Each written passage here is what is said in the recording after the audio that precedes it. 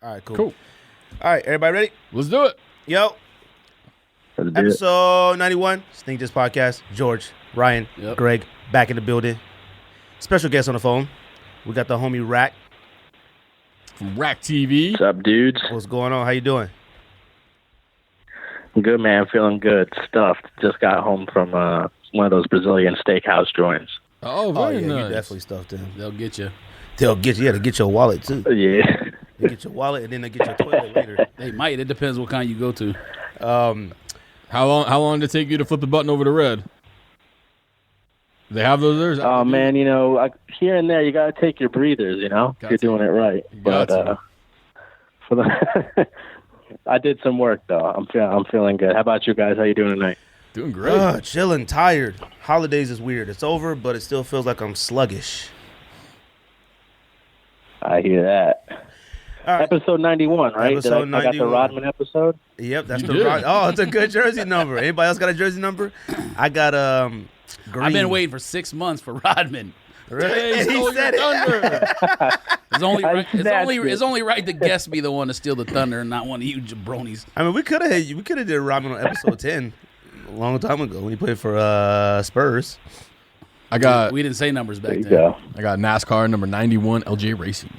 I don't know who that is. I don't know Heard who that of is either. What was Rodman's number when he played for the Mavericks? 99? 90? Who knows? Lakers, he was like 79. You Pistons. remember. He missed out on a few numbers. We got Rack in the building. We actually on the phone for those who want to comment all the time and say, bro, you need to learn what in the building means. Like, all right. We're going to do a 2017 year in review. Basically talk about anything that was kind of big Poppin'. topic-wise this year, sneakers.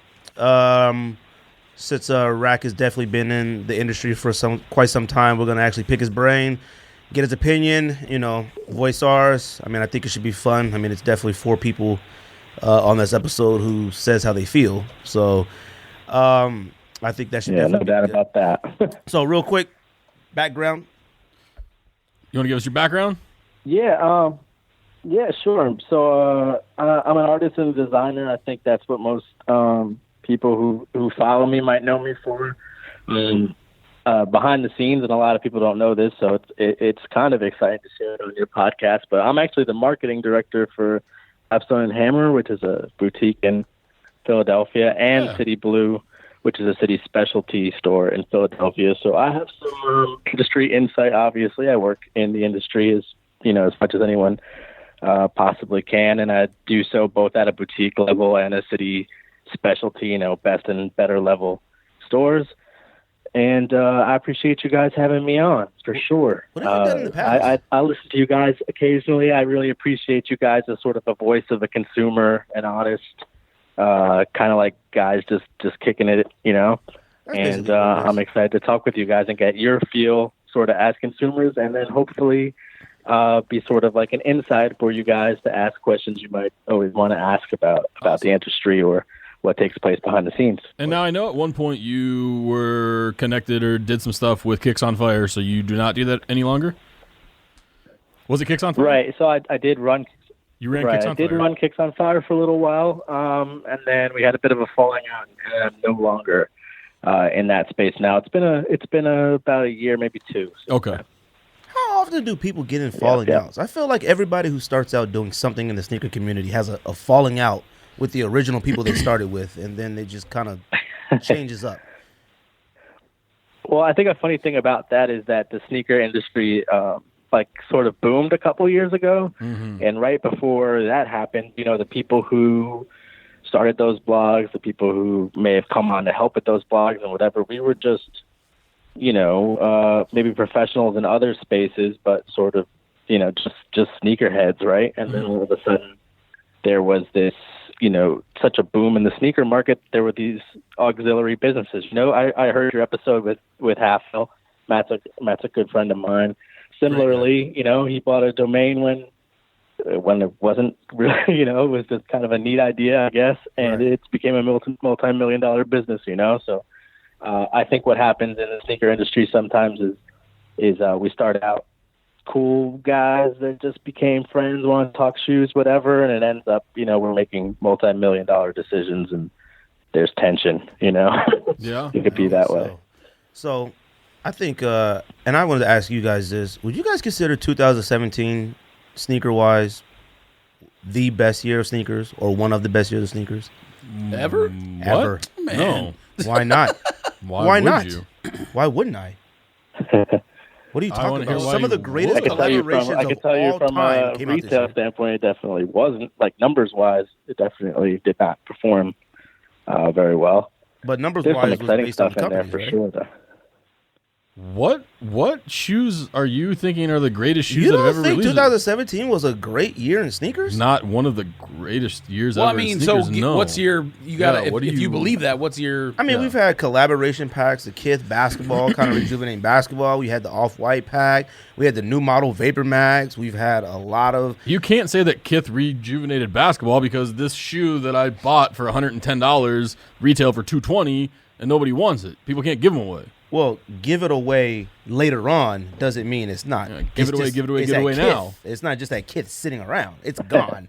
Just because you can't give it away doesn't mean it didn't fly. It Oh, I doesn't don't mean want to it- give. I wanted the shoe, which is good for me as the consumer, but it didn't. You said the revitalized basketball. Really? I mean- You're in here talking about you want Ronnie Fieg, Kith, LeBron James 15s. So, But I that has a also strap. want Charles Barkley Air Force Max OG colorway, and nobody else wants that. So it's just what I want. Ronnie Fieg is definitely revitalizing basketball sneakers. I think an interesting way to talk about it might be that the things that stand it out the loudest, might have been some of the best stuff in a long time. I think, the 10 is a good example of that. Nike giving a guy like Virgil sort of outside of their wheelhouse the keys to Memphis 10 iconic sneakers like that. That's true. I think that, that'll be talked about for decades. And if you want to talk about, Ronnie and LeBron, I think that's a pretty cool project that Ronnie should be really proud of. But that's, 2 out of like 900 collaborations. Well, and that's the thing. Like most of them, we forgot about yesterday. We got black pigeons. We had yeah, but I Kennedys. think I know why you're saying yeah. that. I think you're saying that because a lot of these shoe manufacturers, needed these like niche artists to rebuild the hype on some of these things. I mean, that may be why you think I'm talking to. I'm talking to you or Greg.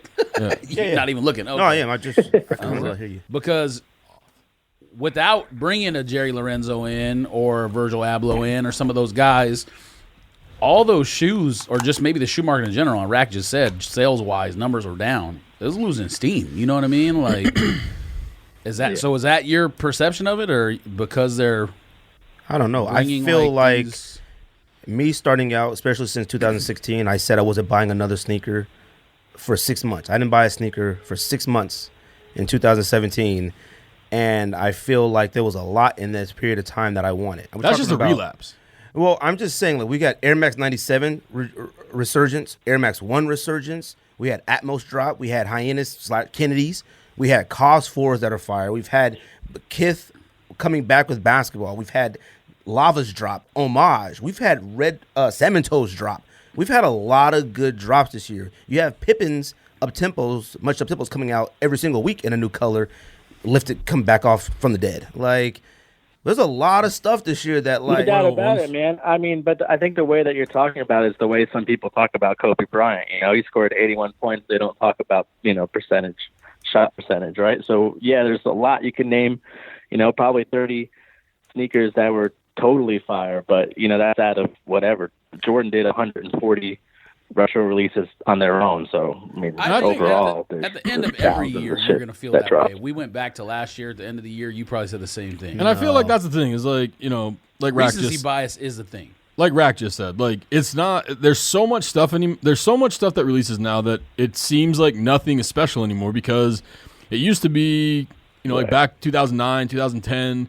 You'd have a Jordan release once a month, every other month maybe, and like you were like counting down to the next one. Now, like you miss out on a shoe, and it's just what comes out next week. I mean, Like, that's just anything now. That's so not even just so for shoes. that, because of like how flooded and saturated it is, no, I mean, I would agree that a lot of fire stuff dropped in 2017, like a lot of stuff that we wanted and we were able to get, and that it's nice that we're able to get the things that we want now, but it also like not Between that you and I, we've if you- almost bought every single Yeezy this year. If you bring it, Yeah. if you break it down to a manufacturer level, though, what this year from Adidas compared to what Adidas released last year in 16? 16 was way better. not even close. Yeezy was better in 17 and 16. Adidas overall, Like what? I think the 350s that came out this year were better than 350s that came out last year, with the exception of the Beluga. I mean, only three came. It's definitely a matter of perspective. You could look at it and say like the special things this year were so special that this year's amazing, or you could look at the same exact coin from the other side and be like, man, there was so much trash that only this stuff stuck out. And this Yeezy versus that Yeezy, this versus that. There's a lot of different ways to think about it, but I think overall, the sentiment that I have for 2017 is it's like a lot of static. It's like, it's like turning on a TV and it's in between channels. It's just like so much shit. And I think both consumers and from the industry, from 10 steps back looking at it, it was crazy, And so a couple of things definitely like pushed through that static and grabbed a lot of attention. I think were a lot of really important in a lot of different ways. But I would love to see that whole picture clear itself out a bit and get a little bit more focused. So since personally. you, from the industry, from the inside, you said, you talked about sales mostly. What is the reason you say sales have definitely taken a, I guess, turn for the worse, if you want to say it that way? Well, I think it's a lot of there's people shopping differently, and I think as a business, especially we focus on attacking it a little bit differently because of that. So I won't say that we had a bad year in business personally, but the industry's on a downtrend, and I would think that's because there's so much product. Social media does a lot to connect people, so people and it's nothing new. It's exactly what took place on the playground, in '96, except now everybody's on the playground, the whole entire world. And so there's that same sort of hive mentality. Hey guys, these are cool. Yeah, we think these are cool. Yeah, they said those are cool. We're in agreement. These are cool, and vice versa. Now we're going to wait for these to go on sale. Yeah, definitely wait for these to go on sale. Hey, here's my promo code to get these on sale. And if you're shopping like a hive like that, millions of minds making those decisions together, the industry feels it. We know shit. Like we put out a shoe shit. They're saying they're going to wait for it to go on sale. Damn. So Rack, let me ask. We got 160 pairs of these. So let me ask you this. So do you think that because it does seem that over the past 12 to 24 months that resale prices have slowly began to fall. So I mean, to whereas last year when a Yeezy would come out, you knew that you were paying $300 over box price the day after the release if you wanted to get the shoe, like Zebras, things like that.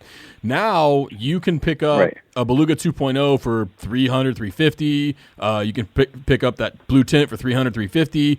So because these prices have kind of started to level out and come down, to whereas before when you would miss out on a shoe and you'd have that $200 saved up, so you'd walk into the store and you'd buy an Ultra Boost or an NMD or a Jordan because you were like, well, fuck, I've got $200 that I was planning to spend. I'm going to go do it.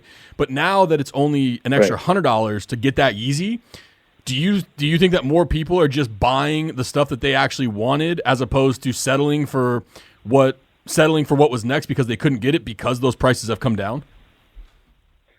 Right, maybe. I mean, I don't know necessarily that they go to, the example you just gave is like, hi, I'm in a retail store with this $200, but now that same $200 can get me something in the resale market. I don't know how often that happens. That's not something, that I felt any kind of impact on. But what I have seen is with so much stuff coming out in the market and stuff becoming so much more available and resale prices dropping and stuff is people just shopping more selectively, so you might say, let's take that same $300 or $350 that could get you a Yeezy now.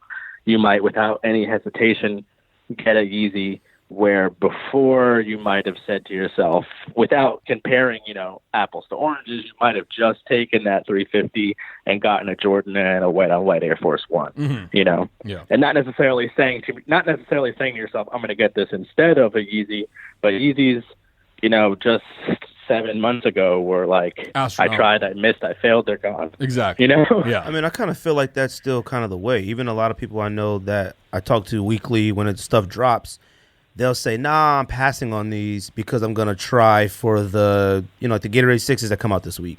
I think a lot of people want those. I know I do. All right. And I think a lot of people, the green ones. I like those. I think they're done pretty well. I think they're probably one of the better 6s in a long time.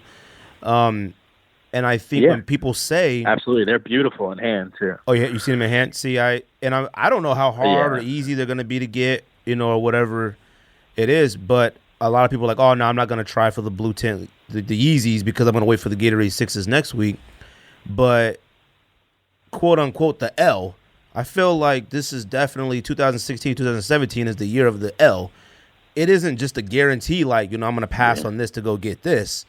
It's almost like, everyone has this sense of like, I can cop this whenever I feel like it. I think what Ryan said, if I do miss out on something if I passed on something to get something that I'm going to try for, I do now have that extra money possibly to pay that resale price if it doesn't skyrocket or go through the roof or whatever.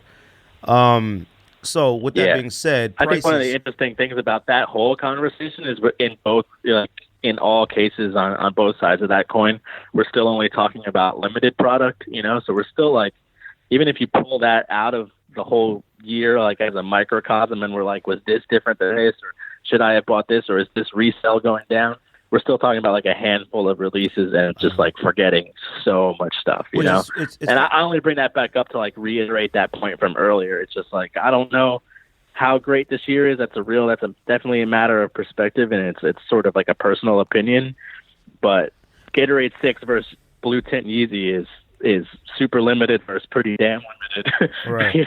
So and see, that's the thing too. It's one of those things where I think that's definitely the leader still. So I'm on your guys' website right now, on the Lapstone and Hammer website. How limited were these David Beckham Triple Black Ultra Boosts? Because they're sold out. Pretty limited. Yeah, they're pretty limited. I think the exciting thing for a lot of people who got to hold that in hand was to see the packaging. And one of the things that we definitely had our sales team aware of is David Beckham was one of the most famous people in the world, know, and so here he's got a collaboration. It's not meant for the soccer field, and a lot of people that came in, wanted them for sort of that collector mentality, or they were just honest with us and they're like, listen, I'm a reseller, and I played a long game. In 2 or 3 years, I'm gonna hit a David Beckham fan over the head for these. They're going to be hard to find. No one's going to have them DS.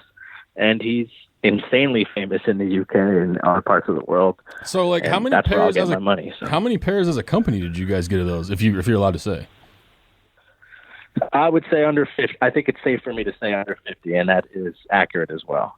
Okay. Wow.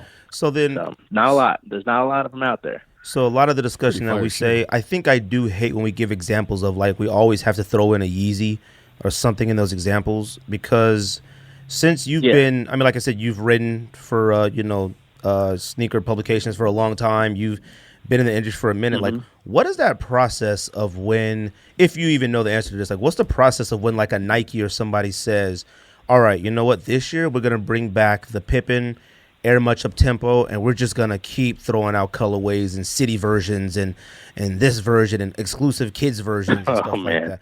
What's that process? Well, I'll let you know.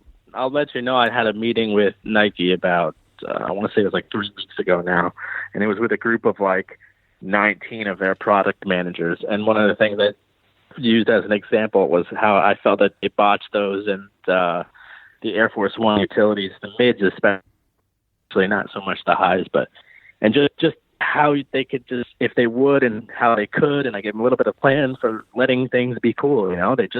They do some stuff.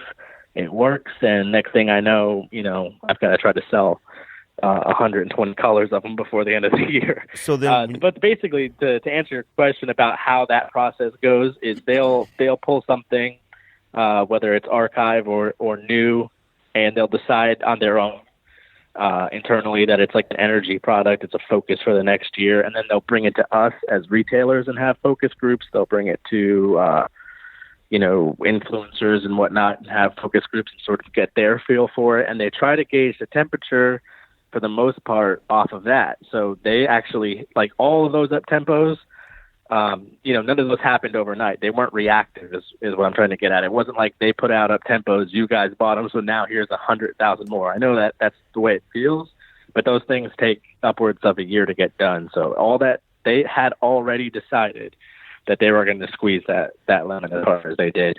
And in some ways that really, really sucks. It's one of the things I definitely stress to them that I think they could do a better job of, for sure.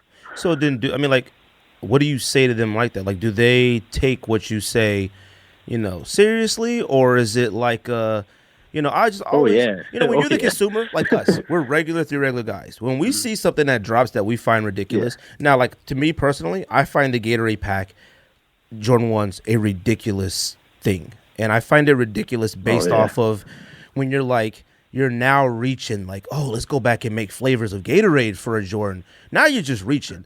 When you're in a meeting like that and that idea is thrown out there, and like you said, that's happening years before or a year before it even gets to us. Right. How come is there anybody who's saying no? Like, this isn't something that's needed?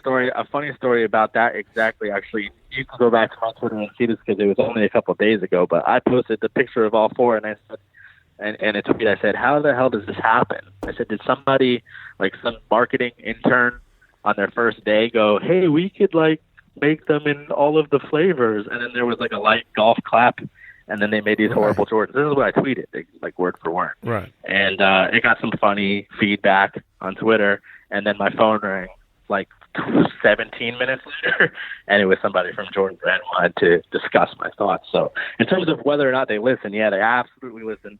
They definitely want to have those conversations. They do not enjoy seeing feedback like that.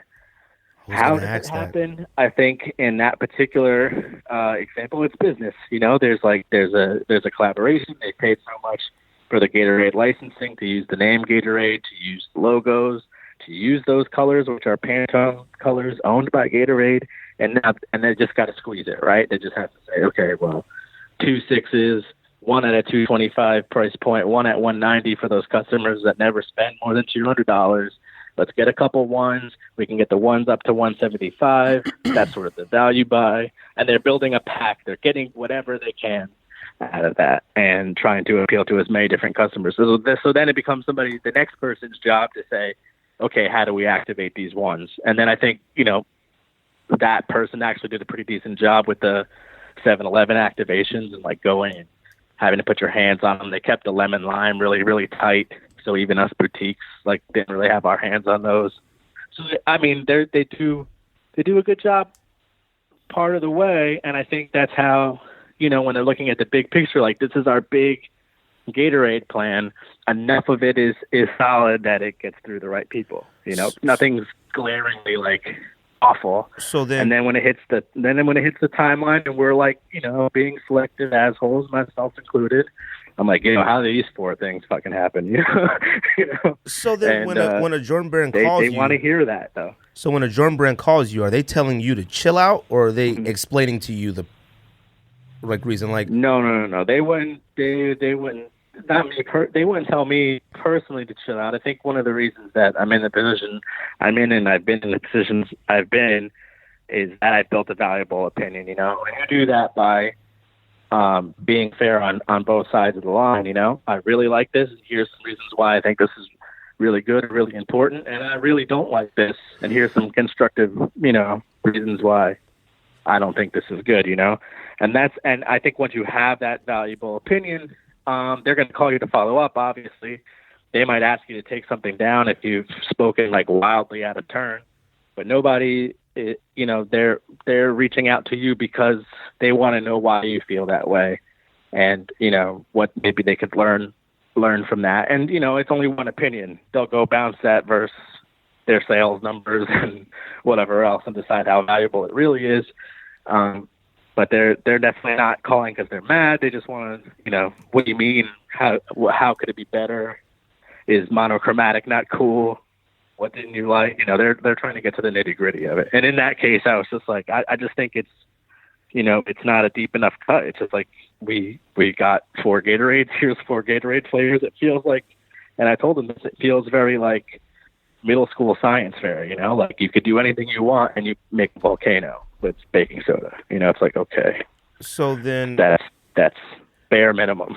So then going back to I think this year also, 2017 was definitely like the big, I'll say I feel like social media has always played a major role when it comes to sneakers and showing off, flexing, whatever you want to call it. But I kind of feel like it's had a negative effect on the sneaker community, if you want to call it a community within itself. I think even us making our platform, our podcast, which I was going to ask you about as well.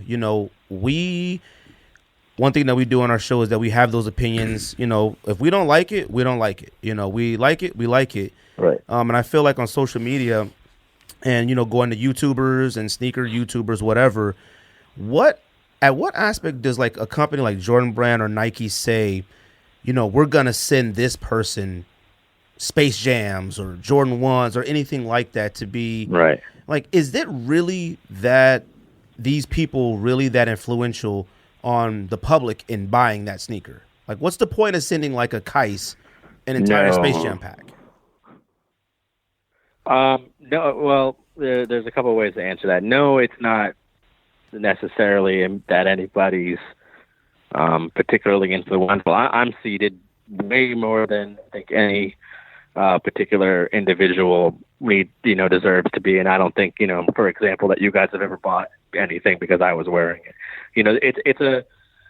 There's levels to it. There's visibility. It's definitely one of the big ones. So when you name somebody like Kais, that's literally just like that's a demo. That's somebody who's decided that demo, right? So they're saying, and I don't mean this to be insulting against Kais in any way, but they might, and I'm only assuming here, but they might say 12 to 15-year-old affluent white kids from the suburbs. I have to have them see this shoe, and and I can give it to this guy. So for the cost of the shoe, which is roughly 60% of the retail price of the shoe, I could show it to this many of those kids.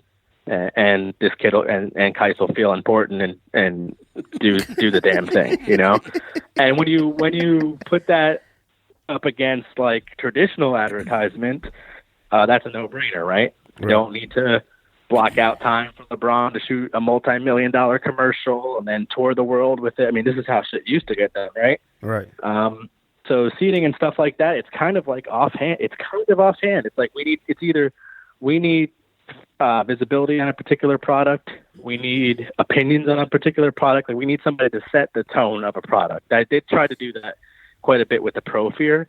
Adidas did a lot of like paying people to write about it, placing it, and that was sort of like to gauge the temperature. It's new. It doesn't have boost. It's supposed to be, leading product going into next year. So it was a lot of like, we just want to get it out there and in front of people and get people's opinions and read Twitter reactions and be in the YouTube comments and see where we're at with that. Like, is that going to be an NMD and an Nike? Is that, did we hit it or not? And so that doesn't have too much, it's like a lot of these guys like to be like, as an influencer or whatever, got to thank the brand once again. But a lot of that's, everything in business is, what have you done for me lately? So it's always, even talking about myself, when a box shows up at my door, they've decided they can get something from me that is more valuable than the cost of manufacturing on that sneaker. You know what I mean? It's a transaction. It's not a gift. It's not like, been thinking about you lately, or you do such a great job, here you go. It's, I'm going to get something back that's worth, roughly more than the cost of these sneakers. I wonder who our demographic is. And that's the gist of it. Angry people. What's that? I said I wonder who our demographic is. Angry people over the age of 28, I think. No, you'd be surprised. Well, I don't know. If I were to feed you guys something, it would be, I think your most valuable asset would be your opinion. I might say to you guys, like, hey, I'm going to send you 3 pairs of whatever, because I think it'd be really cool if on the next episode you just, gave some honest feedback about this model.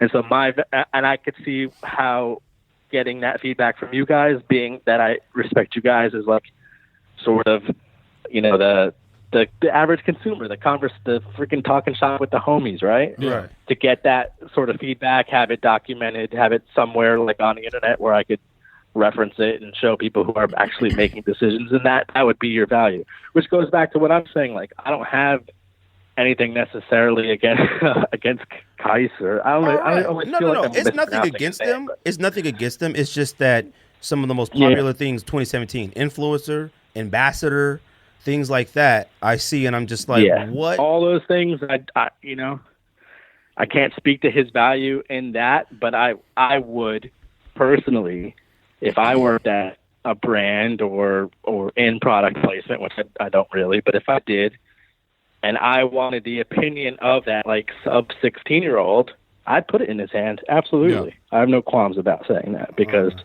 that's a great place to go get that feedback. Yeah, because I'm just more curious of like if they expect anything, maybe sales wise or something that could show that action of giving somebody like that. And it's nothing against him. It's just more of just an example of what we see. I always, one thing. Well, I would say like sales conversions. I know people like have obviously made businesses out of like affiliate links and things like that.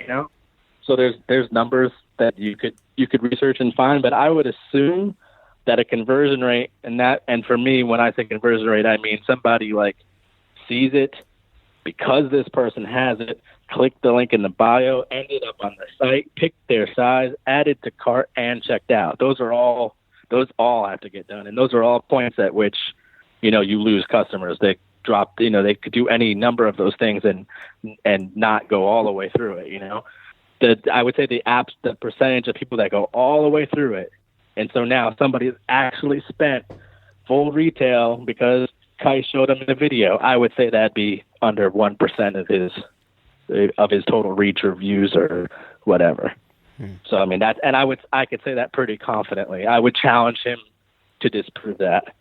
And so that gives you a pretty good, feel for 1% of whatever 100,000 is 100 kids, whatever.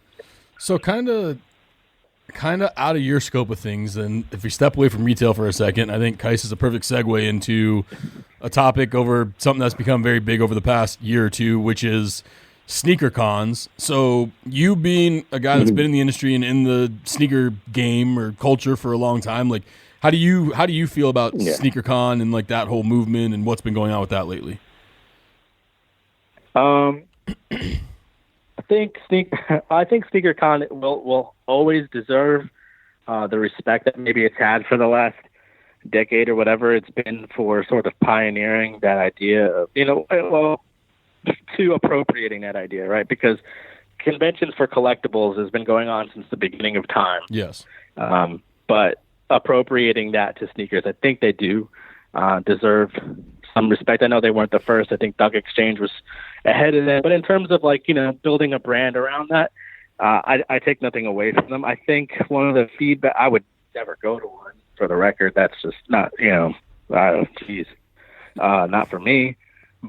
And I don't think there's anything for the industry to necessarily gain from having a presence there.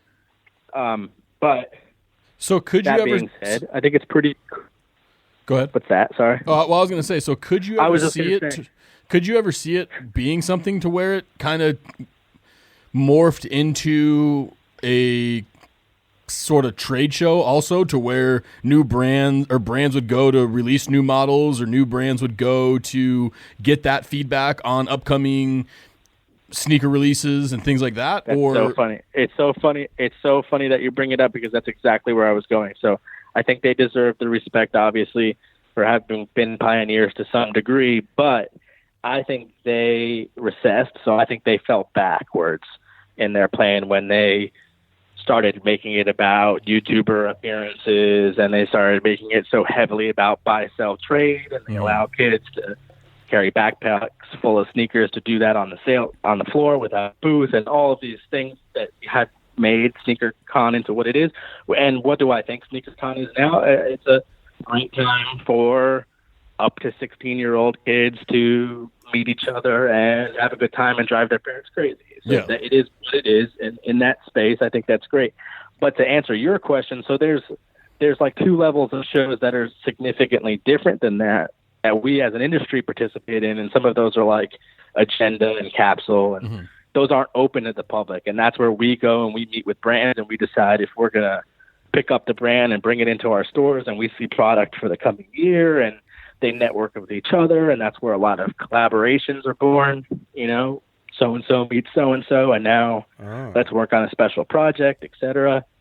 And then there is ComplexCon, for example, which is all of that networking, and it's open to the public. So it's the brands doing all of those things. You know, we've gone every year as VIP guests of Joe La Puma to meet people, you know, to get in there and meet people in the industry or in different spaces. You know, we're never all, as an industry, as decision makers, never all in the same space, except now that we have that sort of annual event. And that's why you see the brands do some of the most exciting activations of the year, and it being open to the public for the first time.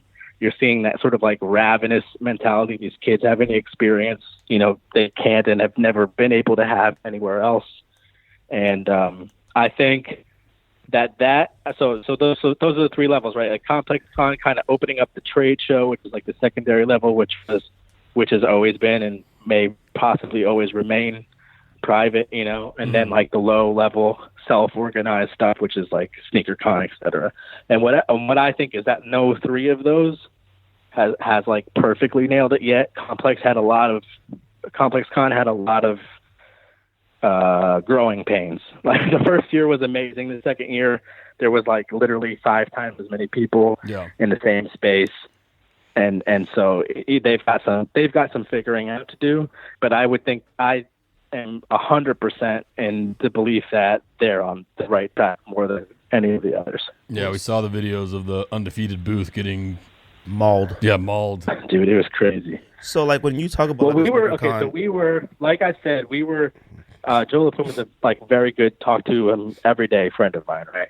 And so we were there as his like personal guest, right? And that meant that we got in like he came, like Texie, where you at, bro? Over here. He came, got us in, and we got in line, like talking about nobody in there but vendors. And then all of a sudden, and we were in that undefeated line, and all of a sudden these kids just straight tackled the security guards at one of the entrances. They literally, like, no plan, no finesse. We're just like, if enough of us run at him, he can't catch us all.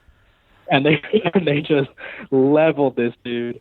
And the floodgate just opened, and I mean, people came running from other sides of the building through that now wide open entrance, and it got so freaking crazy that we abandoned our place in line. So imagine it being such a mess that you're like maybe only 19th from the door, but you want all the way out of there. You know, right? Like, get me the fuck out of here. It was just insane. And like I said, they have a lot of serious. I don't know what the word would be, architecture to work on there, planning, to make sure that it goes more smooth next year. But they're like, as a model, that idea of the brands participating, it being open to the public, and it being a major industry networking hub, that's it. That's definitely the secret sauce, and I think they have the power to figure it out. Yeah, because ComplexCon is something that, you know, I'm definitely want to attend this year. Definitely going. I want to be in that atmosphere, and we talked about it on a previous episode, because I honestly think, I think SneakerCon is utter trash, but I'll always support it if it's here. If it's like, I'll always buy a ticket whether I'm going or not, because I want that type of thing to continue to the consumer that loves it. No. I don't ever want it to end. When it came to Phoenix, it was sort of like a test run. I want it to come to Phoenix forever. I want it to come to Arizona always. Now, a ComplexCon, I feel is more of our speed. It's like you said, it's vendors, it's that, music. It has everything that I feel is of our age, and it's something that I would love to be a part of and attend.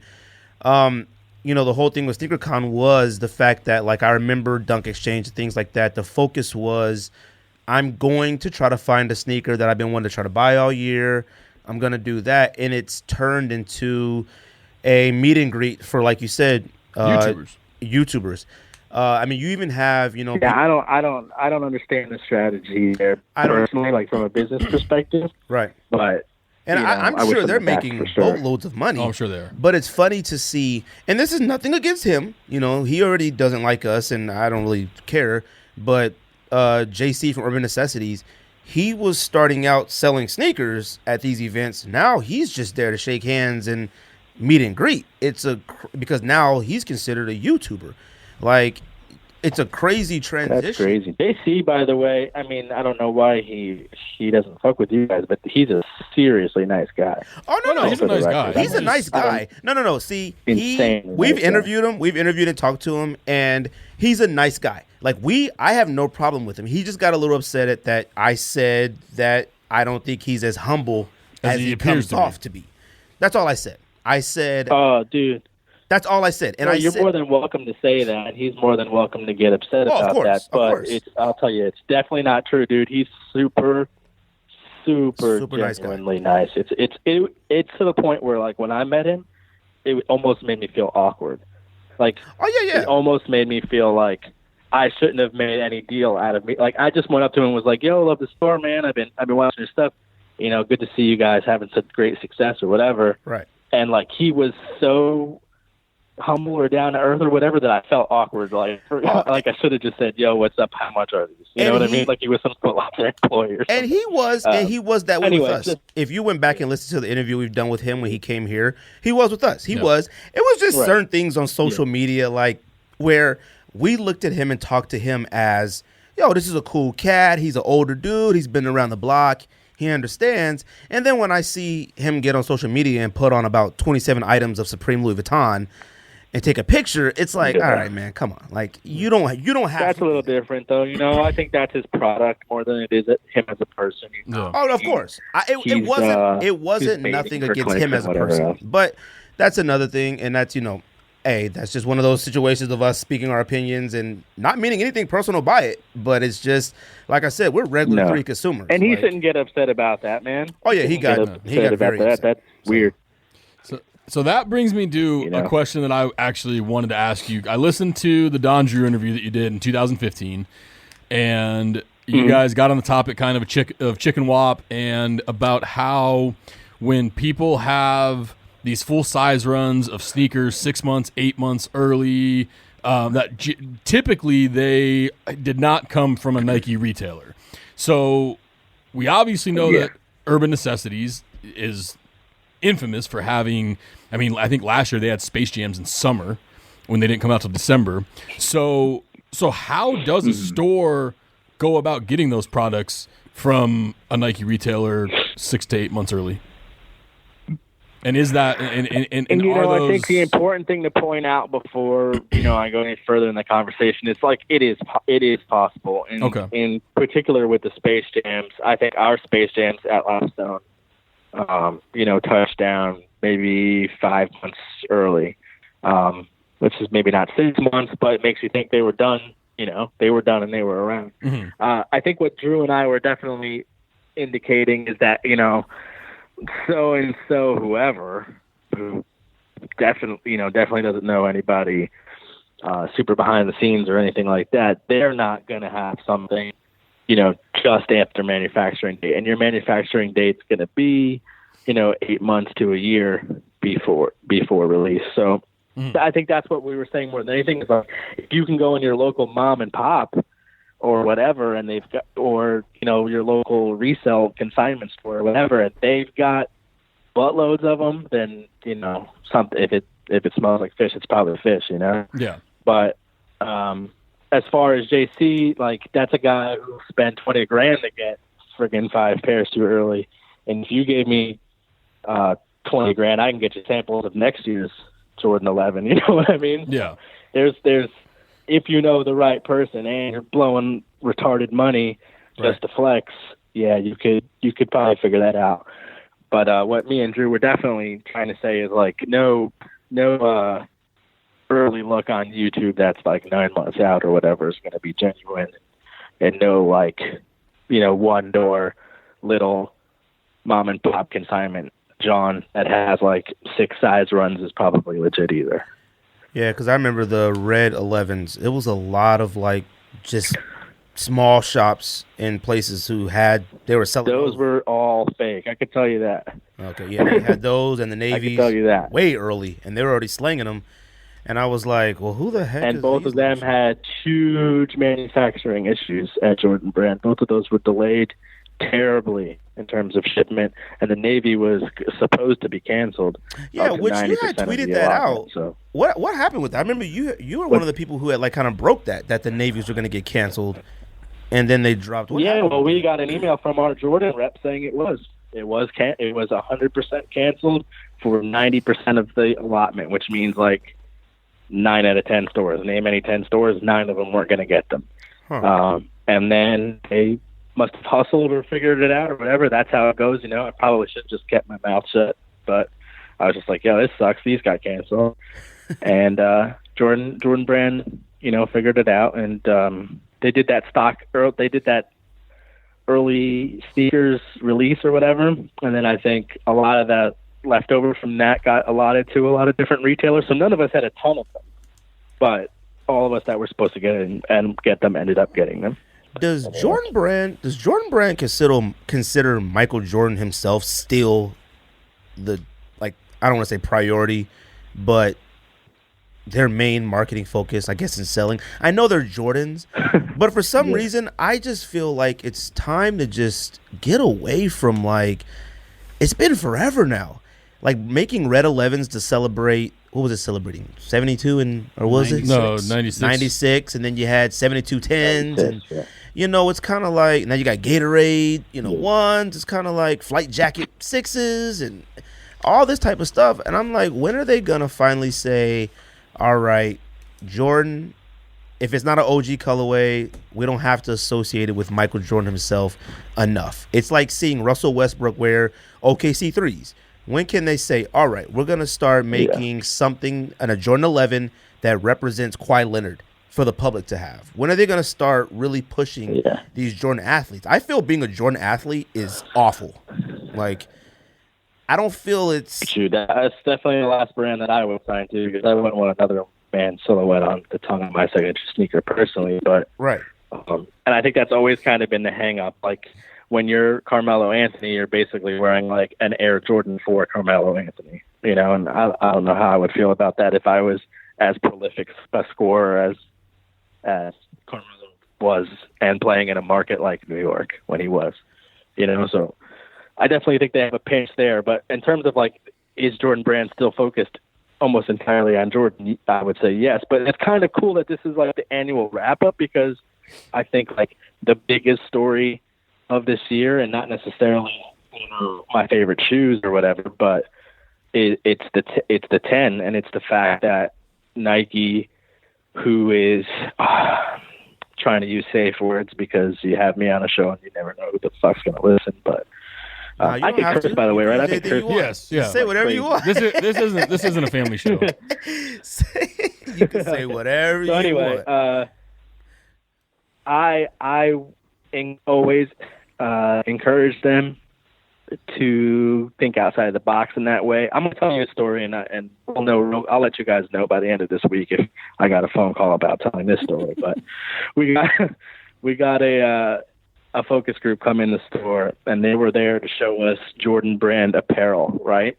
And so, you know, you can imagine my excitement to see elephant print sweatpants or whatever. I was like, and so they pulled a bunch of that kind of stuff out, and then there was some cool, like, you know, give props are due. They had touched up the cut on some of that stuff, like, so you just picture, you know, sort of your classic Jordan sweat and flight suits, but like with a more modern tailoring and like a shorter crop and whatever. And I'm like, okay, that's, you know, this is cool, whatever. And then he reaches in his duffel and he tosses out this black hoodie, and the hoodie was like this insanely luxe material, and it had that like updated cut, and it had like a really nice hem on the edge, and it had no branding.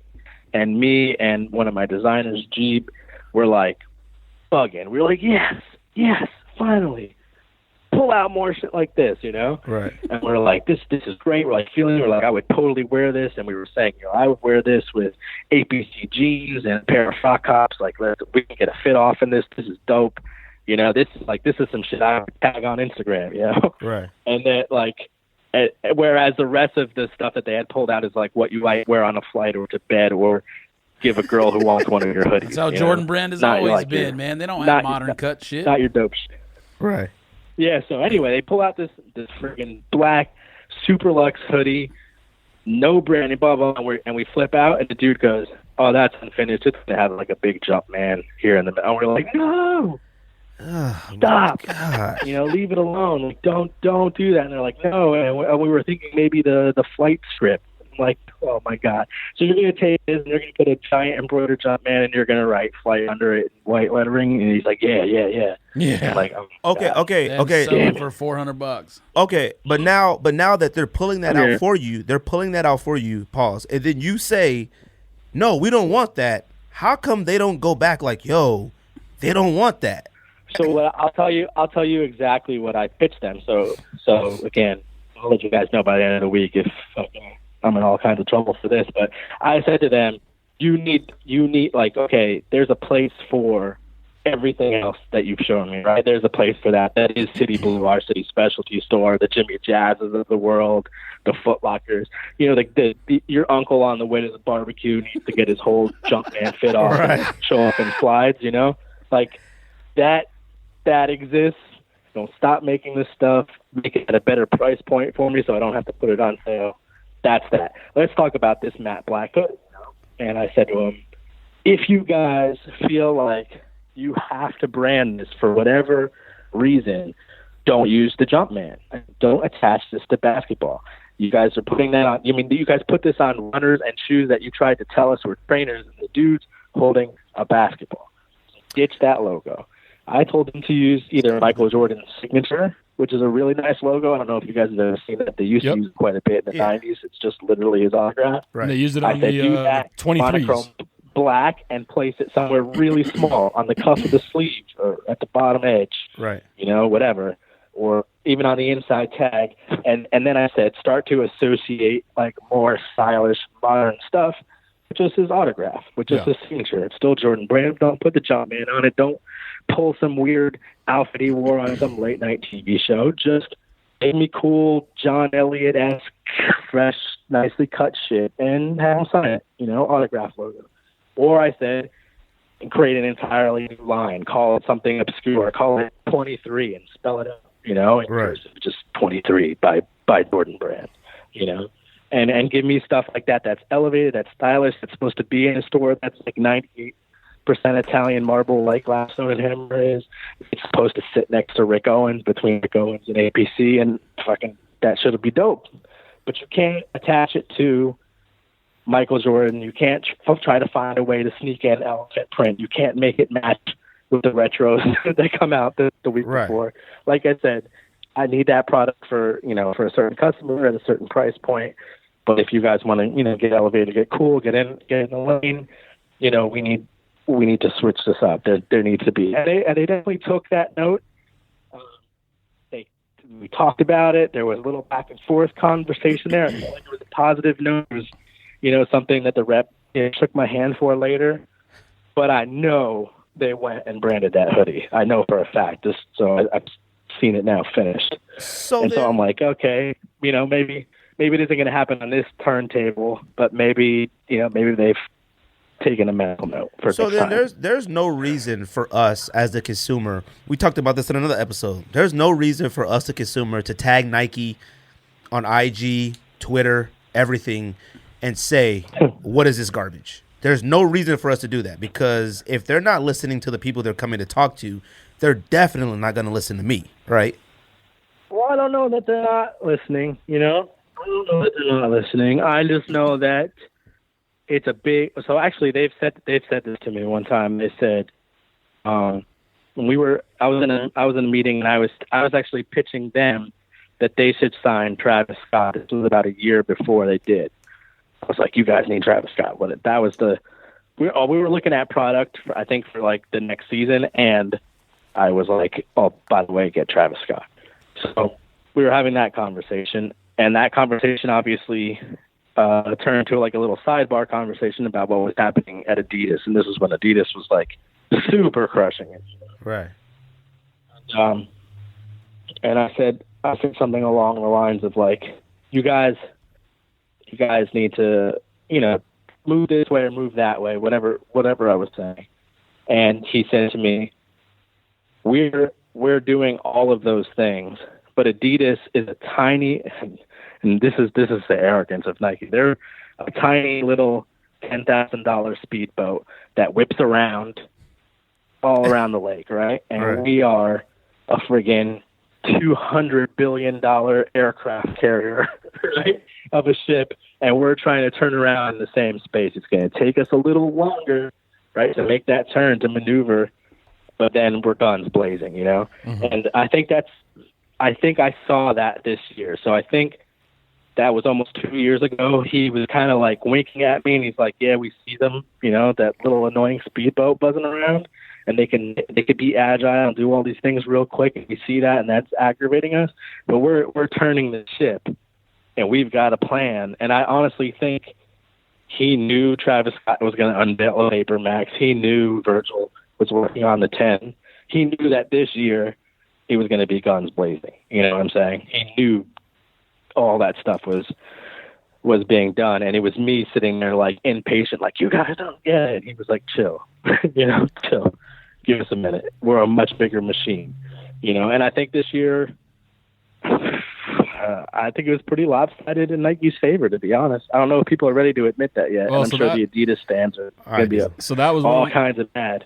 Well, but now they got to follow it up, though. The pressure's back on them to, I don't think obviously people are going to buy another Virgil Abloh collab, but we got to do something else now. You know what I mean? Vapor Max came out.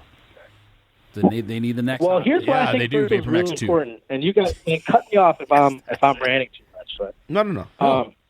I don't think Virgil is important because those shoes sold out. Like that, that was going to happen, and that's not even a large number of shoes. Like, so when you're talking about like the bottom dollar, when you're talking about the numbers, like not a lot of your retailers ate. You didn't sell a large number of pairs to a large number of retailers, so you didn't eat too good. That was not important. Like that didn't move the needle for them, to use a Matt Powell expression. That was very important in the streets, clearly, but like, they didn't go up a sock point or whatever for it. Well, that was important because they gave 10 iconic models, and this is Nike. We're sports, we're innovation, we're athletes, to an artist, to a guy who's been inspired by so many other things, right? Who sat down with an X-Acto knife and like tore those shoes up and did weird shit to them, and then they were like, okay, cool, mass produce it. We're good with this. And I think that more than anything was like, and I don't know if the public's really understood that was Nike telling you now, like, they will do that, right? It's not going to be the Kanye argument anymore where like you don't get creative control because you're not an athlete, you have to go elsewhere. Like they're telling you, that's a big banner firework display to say like, we get it, and we're going to bring people in here that are influenced by other things, and we're going to, loosen our grip a bit on what it means to be a Nike product.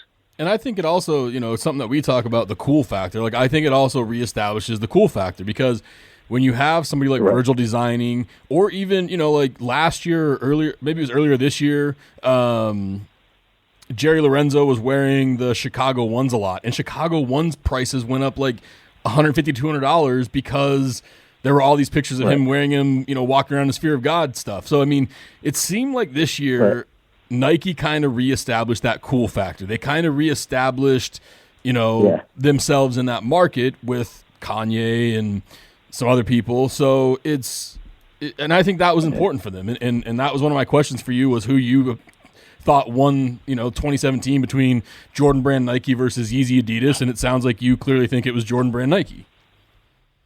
Yeah, I think it was Nike this year. I think Adidas did a lot more of the same, but they had like such a fire product that who doesn't want more fire, And I think, I've seen Adidas for 2018, and I know it's a lot of new and different things. So I think they ran that for an appropriate amount of time, right? Like they were all the way blazing forest fire last year, and they let that kindle through this year. Who wouldn't? Who wouldn't? They've also, like, on the business end of it, they've got to recap all the research and development of all those new Boost models, and having signed Kanye and hiring his entire team and building his infrastructure. They had to let that sizzle. Yep. And I could tell you firsthand, 2018 looks a lot different. There's a lot of new stuff there.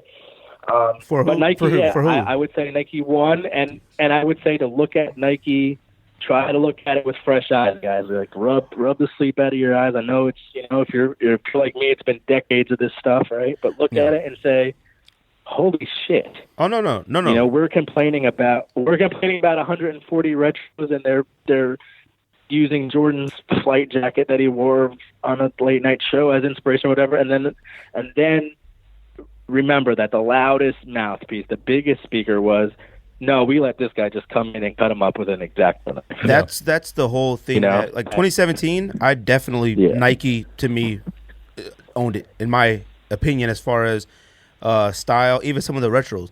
I'm not mad at the 100 much up tempos that drop. Like that's a classic, iconic sneaker in my opinion. It's just more of like, at what point do they say we're gonna stop? Now the Off-White collaboration. Right. My suggestion with that was, I think I used the 97 when I was doing my example. I said, you guys are very lucky because you did a whole lot of these fucking things and they held their cool.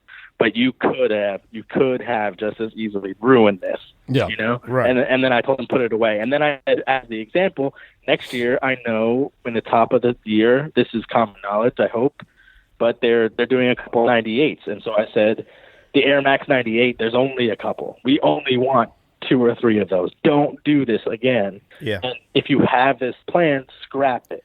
And then I said to them, I don't care if you do those 3 and you see such a demand in the market. So many people, oh my God, and those 3 are flipping whatever for $700 or some unbelievable figure, that then you take the time and 6 months out or whatever the lead time would be, you give me 1 or 2 more, fine, cool, but let something be cool. You know what I'm saying?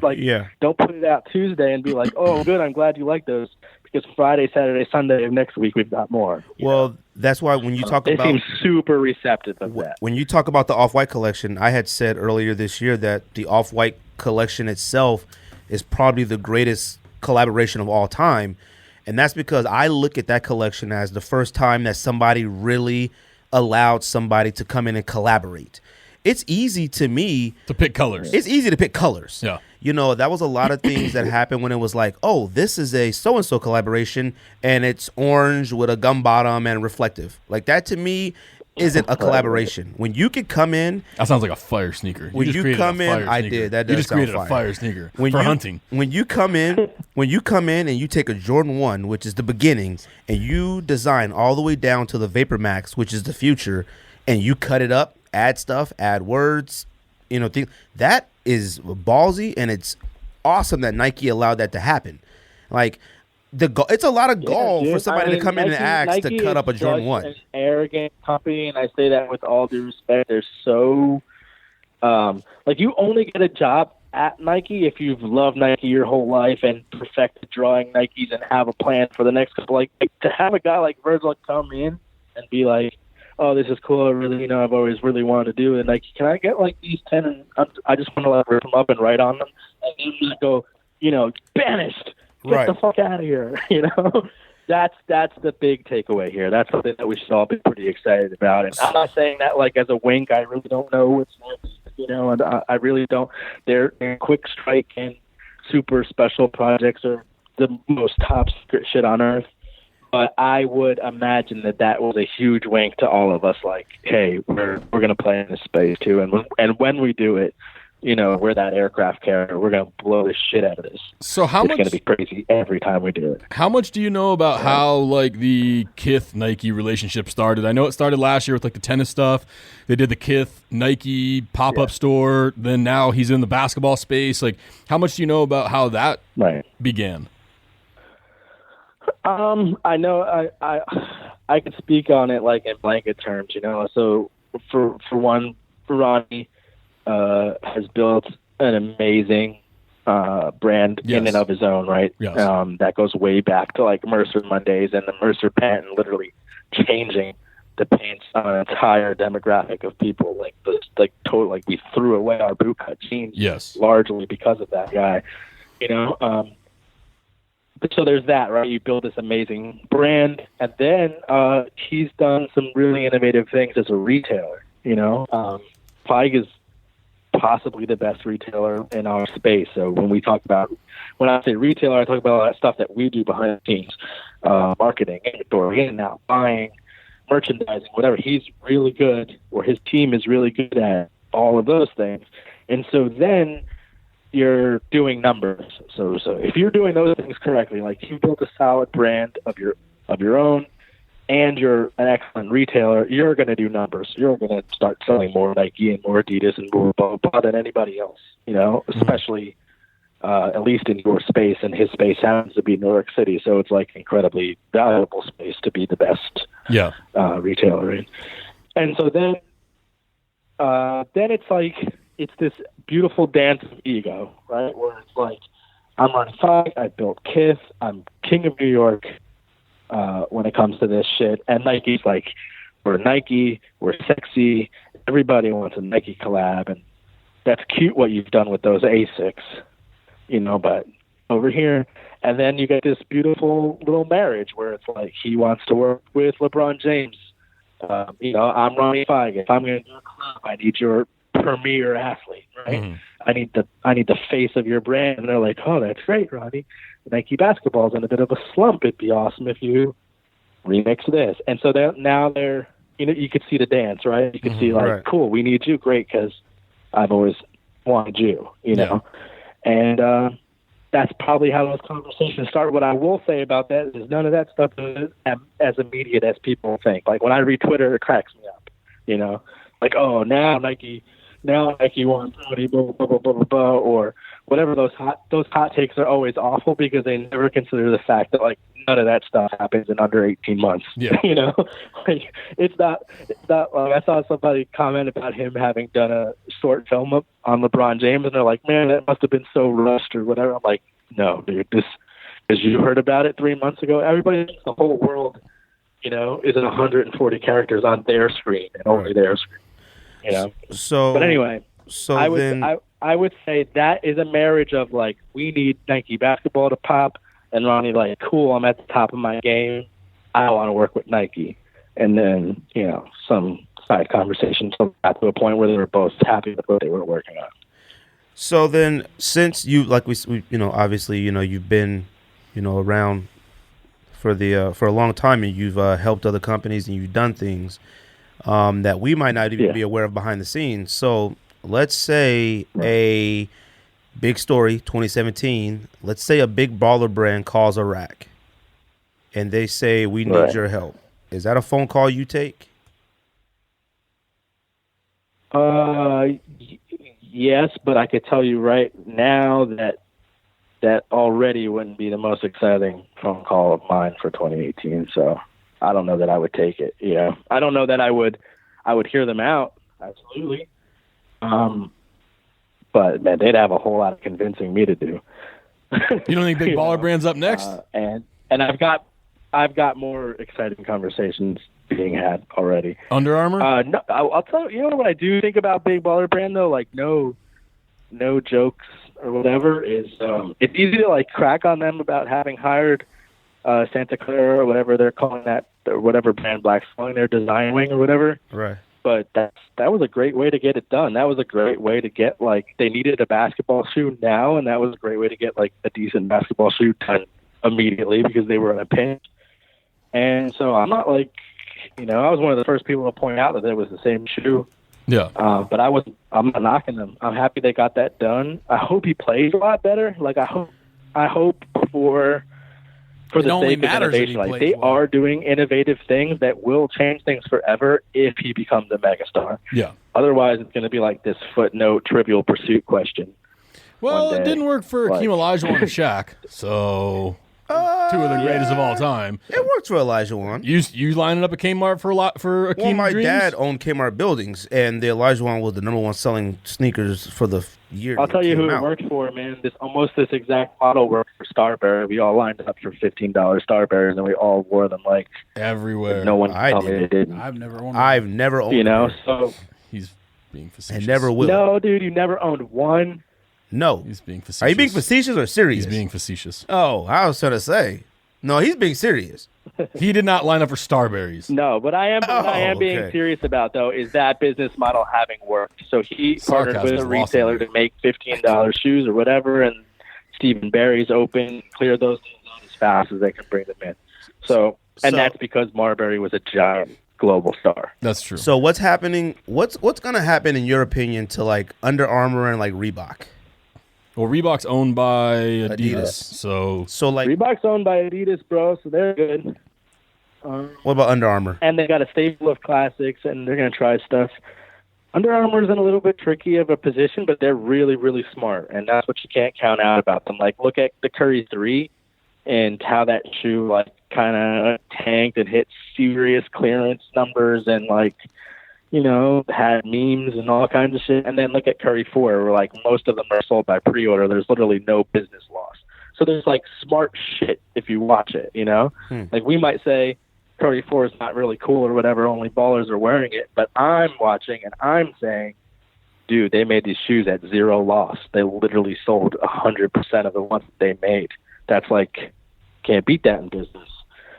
So There's how long do you think there's before? not too much negative to say about that. How long do you think before? I don't want to count them out, you know? How long do you think before the Nike or Adidas knot comes at the door to try to purchase Under Armour for something besides basketball, but for like their hunting following or their technology when it comes to athletic gear, hunting gear, things like that? I mean, do you think that that's coming, or do you think that Under Armour will succeed and stand alone on its own for some time? I think they're pretty proud. I think they're pretty proud of being on their own. So I don't know that those calls haven't already come. You know, but John Geiger. I don't know if you guys know. He's one of my best friends in real life. Oh no, He, Greg doesn't like It's John one Geiger. shoe That's a in. lie.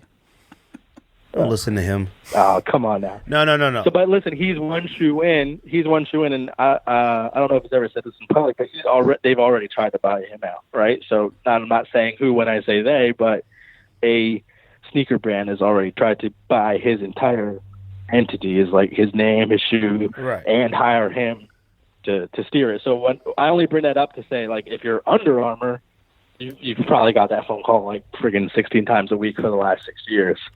And so I think they're pretty proud, or like, you know, making it pretty clear that they're going to stay independent. And I wouldn't cut them out just because they do innovative stuff. Like back to that, like analogy about Nike being like aircraft carrier and Adidas being this cool little speedboat. If you're Under Armour, you're like a jet ski, bro. You could change your mind about anything in 5 seconds and change your whole path, your That's whole true. game. You're a very tiny little thing. Well, we've hit up. I don't count them out. We've hit up John Geiger and Joe LaPuma, so tell them to check their inboxes. Trying to Well, get they them will on. not miss this episode. So if you guys want to pitch away, they will Well, absolutely not. No, miss this see, episode. I don't want to say John Geiger. He's blocked us. So, and the only reason Why would John? Oh, you must have got caught up in that dude throwing around that old picture. Or whatever. Okay, Yes. yes. So this You is get what caught up in happened. that. Though. So this is what happened. So we had So him. let me just say it real quick. You can explain or whatever, but I promise you, he didn't block you at anything personal. He just wanted to turn that noise off because, like, you ever been accused of something like that has no merit? Like that shit just gets annoying. You know yeah, what I'm saying? and and that's the thing. Like so I'm 5'7", so imagine if like somebody like sent out a picture that I was 6 foot, and for whatever reason, like people just like started like just kept saying like I don't even want to defend that because I'm walking around, I'm 5'7". I just want to like not see that anymore, you know? no, And because so I think that was John's reaction to that, is just like, this is so dumb that like I just want to turn it off. I just want to not see this. Yeah, and see, now that was the whole thing too, because like what happened was, got caught up in the whole with FBCC and I don't know the other artist or whatever customizer that made that sneaker, Right. and it looks similar to his. And I'll admit, I jumped out the window based off that picture, and then I went back and thought about it, and because the same person FBCC was being accused of stealing a design from somebody else, and I hit him up and asked him about it, and I said, and I got back on the next episode, and I apologized to John Geiger. I said, you know what, that was my fault jumping out the window on that, because he didn't say anything and nobody gave him the opportunity to say anything, and I just jumped out the window on it, and I said I apologize to him and anybody on his team that I might have tagged and said, is he stealing designs and whatever, because it wasn't fair to jump out the window on him when I don't even know the story. I jumped out the window based off the internet, and I was like, that was so stupid of me to look at something on the internet, which I hate, and I jumped out the window on it, and I was like, I apologize for that. So, but yeah, it's just one of those situations. Well, here's all I'll say about that, man. I really don't know the other guy, and then like the whole world knows me and John are really close. So right. I can't say, like, I'm obviously biased, so I'll just speak in 3 quick facts. One, I saw the sketch of the 001 like 2 years before that other kid's shoe was made. We were in Pittsburgh. He was showing me where him and Darrell Revis were going to open a sneaker store. He pulled it out of his pocket. I swear on my mother's life, it predates that shoe by at least a year and a half. Okay, and that's when I was working on Kicks on Fire, and I was writing about John. Right. So that so to me, like, that's why me and John haven't, or me, John, or anybody that's close to John haven't participated in that whole beef, is like because we know that. So that's like super silly for us, Right. But the next 2 things to consider, like, and this is for like the general public to consume, John spent $15,000 per size on the sole molds for that shoe. Do you why would he? I don't know how else to say that. Like, of his own money. Like, just imagine doing, like, you have to be passionate. And, like, the whole world should know that he's done that, and that should be enough to disprove, like, anything. But those were his babies, his idea, his brainchild. And the last thing I'll say that everybody should really have considered is they're both John's shoe, the 001, and that picture that got floated around that looks like it. They're both clearly inspired by some of the same things. Exactly. Really nice leather, Right. high fashion shoes, and Air Jordans with an air bubble. Like, that's it. That's true. There's nothing wrong with that. People are inspired by all this. Yeah, I did a huge shoe for Art Basel, and it was definitely inspired by Off-White. Right. And see, that's the thing too, is that didn't look at it from that standpoint, that is being inspired, and the fact that John Geiger is somebody who is at the top. So he took that road of don't even respond to any of that nonsense. And right. for some reason, and the last thing real quick is that customizer dude that came for his neck like that was trying to sell his own pair of misplaced checks, if I'm not mistaken, like his own version. So, like, if I'm not mistaken, and I totally think it was another guy that was doing that. I didn't look into this guy or whatever. Mm-hmm. Right. But if that is true, then, a little bit of a very quiet golf clap for that guy. That's some seriously smart that was as marketing. That was another guy, not FBCC. Like FBCC, he's a super cool dude. He's a homie, and I love his product and stuff like that. I said, I take that completely back because I knew I was only repeating something I had heard. But anyway, the first 2 points, dude. John dumped way more money than any of us have ever invested in our own ideas. That should instill a whole bunch of confidence. And then the second thing is they're both inspired by high-end shoes and Air Jordans, and so that's going to happen. They're going to. Did John? There's going to be some coincidental stuff like that. Did John have any hand in the design for the Zoom Revis 1 and 2? Or was it? Yes, he actually has a royalty on Zoom Revis 1, and had done even more work on Zoom Revis 2, but unfortunately that was canceled. Zoom Revis 1 is one of the greatest Nike trainers of all time. Zoom Revis 1 is one of my favorite shoes camo ever. brown leather camo with the orange. Oh man, that one is out of this world. I got 3 pairs of those. I bought the Kelly Green ones that got canceled. I ended up getting them on eBay. from somebody that got them from a Nike Fire. outlet. Dude, all the baseball PEs, too. All the MLB PEs. That was just dope. Those Tiffany's ones with the snakeskin. Those are some of the most.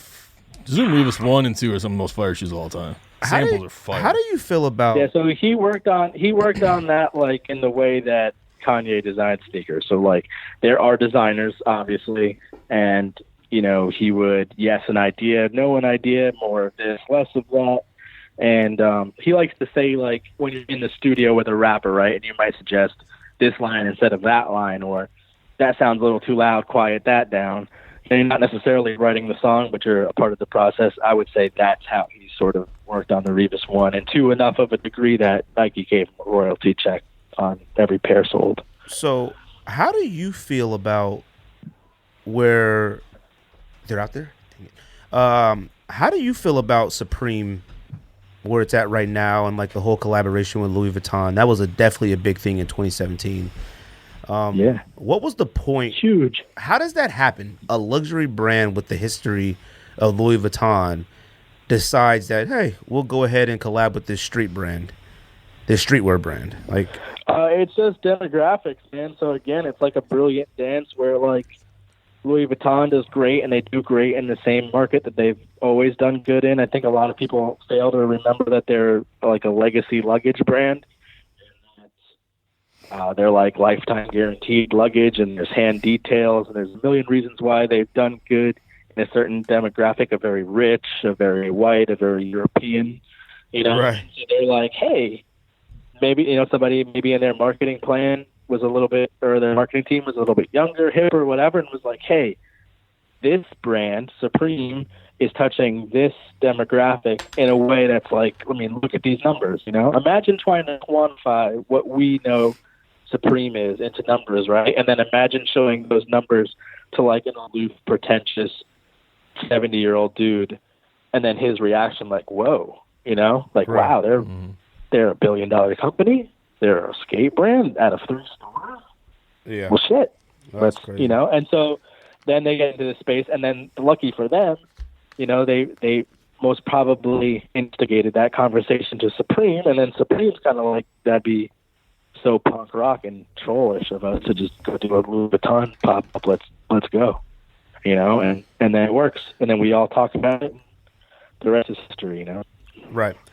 Well, I think actually we have to kind of wrap it up. We're getting. Oh man, Yeah, that's I how know. good conversations go. I know. Well, it's one of those things where it's we have studio space, and I think another podcast needs to record today. I'm waiting. And they're actually waiting. Gotcha. But I did want to ask you. I did want to ask you about Nike deciding to start retroing LeBrons.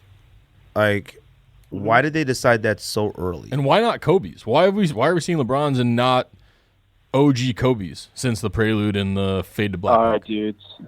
I'm gonna leave you guys on a bomb. That I'm definitely gonna get a phone call just because I fuck with you guys. I'm gonna All right, hot takes. Heard it here first on the Sneak Dish. hot take. Heard it here first on the Sneak Dish. I don't know why. In particular, they've started LeBron already. I think that's cool though, and I think they're going to do tremendous in that space. But they have not started Kobe yet because Kobe has so far said no. Really? Really? That's facts. Wow. Why? So far, I didn't know that he gets to make Not that yet. decision. not straight up retro. Not yet. Wow. Wow. That's There kind it of is. interesting. Yeah. I didn't know That's- like Kobe or anybody would have that say like, yeah, no, don't do it. I thought if Nike says we're going to do it, they're going Not to do yet. it. Well, it's probably a hard suggestion. I mean, Nike, I think, has all of the legal paperwork to just do it anyway, but you want to do it. And I'll say this, and I literally can't elaborate anymore. But they have a compromise. Nike and Kobe have a bit of a compromise about a year from now. You guys will text me and be like, "Yo, this is totally what you were talking about." So you'll see. There's a bit of a compromise there, but that's true stories. And I think they've got a gold mine with Kobe, though. I think Kobe can do everything Jordan Brand's done for a whole new generation. But we'll see. He's got great stories, man. He We're does talking have great about all these stories. deep cuts in Jordan Brand now. Like Kobe's got tons of storytelling to do, and I think if you go, 1 through 11, those are all off court wearable in my opinion. Where LeBron, I'm like, yeah, I don't know about wearing those off the court here and there. 15s. But I think Kobe. Yeah, I think you rock Kobe's all of them. Yeah. Well, we definitely appreciate you being anyway, on. look out for that. You heard it here first. We're here to hear first on the Sneak Diss. There's a little thing coming there, but it won't be like a straight up retro for at least not for now. Where did the Art Basel idea come from? Was that your idea or? Yeah, so I was going down to Art Basel. I was paid to be there for Dwayne Wade, for Way of Wade's installation with Fat Joe and KRS-One, and I was just like, yeah, I'm going to this huge art event. I'm an artist. I should probably do something. And then I kind of just made them to wear in Wynwood, because I don't know if you guys have ever been to Miami, but Wynwood's only like 3 square blocks of just like art and artists and galleries and stuff. So I was like, oh, I'll just do it to feel a part of that, to contribute. And then it was like pandemonium. I had like 140 kids following me around, waiting for me to drop them off somewhere. So it became more of a thing. Like I'm sure you guys saw online, it became way more of a thing than it was ever intended to be. It was just supposed to be like, I don't want to go as an artist. I want to go to this huge art event in this art district and not have done something. So I'll just do something to wear. And it turned into like this huge thing. I ended up partying with the guys from Miami Ink. And then at like 5 o'clock in the morning after being tattooed, dude, we need another episode. Anyway. No, definitely. The Wynwood walls. No, we definitely need another episode. We need another episode. We got a lot more questions to ask you. A lot more. But we'll do it for sure, guys. I appreciate you having me on, though. Don't want to get you in trouble in the studio. Oh, yeah, no worries. We appreciate. We have tons of questions. The stuff that we ask you, we had to whittle down. Like there's so much we want to ask you and touch on. Pause. Definitely. Pause. I don't know if you're ever in Arizona or anything like that. We definitely want to link up, have you live in studio. Greg wants to touch on you. And if next year, definitely want connect again, call, see what's going on, and see what any new things that you can talk about. Yes. So definitely, we appreciate you coming on. Dude, we should follow up like the week that little compromise thing like drops. That'd be wicked. If not there, let's do Complex Con. Oh, of course. Crazy. We're going to Complex Con. Whatever it is. We're going to Complex Con, so we will set up the mics. November, though. We'll do before then. We will set up the mics in a hotel room. We can all sit and drink Jack Daniels and talk shit. Oh yeah. Dude, you got to ask any of my friends about me off of California edible. That's just crazy good times. All right, Rack. We appreciate you coming on, man. Thank you so much. All right, guys. I'm going to get this edited and posted tonight, so we appreciate the opportunity, and we'll definitely talk to you next year. No doubt, guys. I'll see you on the internet. All right, thanks a lot. Cruise through our top 10 pickups real quick. You got time? Let's just take it real quick. I'll go first. Go first. Number 10, Jordan 1 OG High Royal, shoe that I've wanted since it released in 13 and couldn't get my hands on, wasn't going to pay $500 for. Number 9, one of my favorite collaborations of the year, the Kith Air Maestro Pippins, both the red and the purple. Number 8, Pirate Black Yeezy 350 V1. Shout out Greg for the great hookup. Homie price for my birthday. Number 7, the Yeezy 350 V2 Frozen Yellow. Way better in hand. Number 6, both of my Yeezy Calabasas. I know people hate them, but that is one of my favorite releases of this year. I don't hate them. Number 5, a shoe that we both wanted for a long time, all three of us, the New Balance Times Concepts. I don't care if they're Hyannis, they'll always be Kennedys to me. Number 4, the Nike Zoom MVP Supreme Steve Nash that I was able to find in my size for retail. Shout out Christopher Beard. This shoe right here, one of my grails. What does the Supreme mean? It means Supreme. Is that part of? Is that? No, it was released as Supreme. It says Supreme on the box. Yeah. So if you're a Supreme hype beast, shout out Supreme. James Jebbia made it himself. Number 4, the Nikes, or that was number 4. Number 3, the Ronnie-fied ASIC Gel Light 3 Homage. I thought you were serious. A shoe I've been hunting for. It's made out of Supreme garbage, collected in the United States. It's got a box logo. It's got a box logo on the bottom. I should have put a box logo on the bottom, a sticker. Number 2, one of my favorite shoes, the Yeezy Wave Runner 700. Another shoe hated on by people until they found out it was limited. And number 1, Shout out Greg. My favorite pickup of the year because I've been looking for one since they dropped. Finally got it my size, the Yeezy 350 V2 Beluga OG, not the 2.0. You gave him all his shoes this year. I'll go next. Number 10, Air Max 97 Golds. I already had the OG still, but I feel like I still needed another pair. I don't know why. I just love 97s, and I hate that everybody else loves 97s now. Number 9, DMX Killer Cams. Got those for super cheap off StockX, and I love those. Great materials, and DMX 10s are very underrated and slept on. Number 8, Static NMDs. Fire. Like, period. I mean, I'm angry I didn't get them immediately. I was hoping you put that on the list. Number 7, Cos 4s. Cos 4s, materials, fire. Okay. Number 6, Black Toe 1s. Had to buy a pair of those. You bought those for Oscar. No, that's my pair. He has his. Oh, okay. Black Toes 1s. I had to get a pair. I just didn't have a pair. Number 5, Adidas Daniel Arshim. I don't know what they are. Damn, done. Try them on yet? Oh, yeah, I wore them all Christmas. Fire? Like, you want to talk about that dad shoe movement? It's the ultimate dad fire. All right, period. Number 4, Navy Night Vapor Max. Vapor Max to me should be Nike of the Year, Sneaker of the Year. You. And number 3, FBCC VV1s. I have these at number 3 because the quality is unreal fire. And I'll be honest with you, considering the price point, it takes some guts to pay that much for something that a lot of people don't know about. Anybody can go out there and throw $800, $700 for a Gucci. Yeah, but I feel like if you were, somebody would ask you, like, where'd you get that from? Definitely. But they might say, like, that was that much money. But you don't got to tell them that. Fire. You don't. But these, fire. They are. They're dope. Number 2, Air Max 1 Blues. I mean, You copped them? come on. Yeah, a long time ago. Oh, okay. And number one, obviously Kennedy's. I'm not calling them hyenas; they're Kennedy's to me, and I love them. They lost a little luster, but I still love them. What you got, George? I don't even think I had kept 10 shoes this year, which It's we talked impossible. about earlier. So I'm dead serious. I don't think I kept 10. I shoes. started 6 months later, Yeah, but and I still You did. Name them. We don't got time. Back through all my pickups. I seriously, I didn't keep 10 shoes. What you got? You're so long-winded. Number 10, Beluga 2.0 Yeezy 350. It's on the list because I bought it, even though I don't have it anymore. Okay. Number 9, Off-White Hyperdunk. Another one I don't have anymore, Okay. but it's on the list because I didn't keep 10 shoes. Now the shoes I did keep. Okay.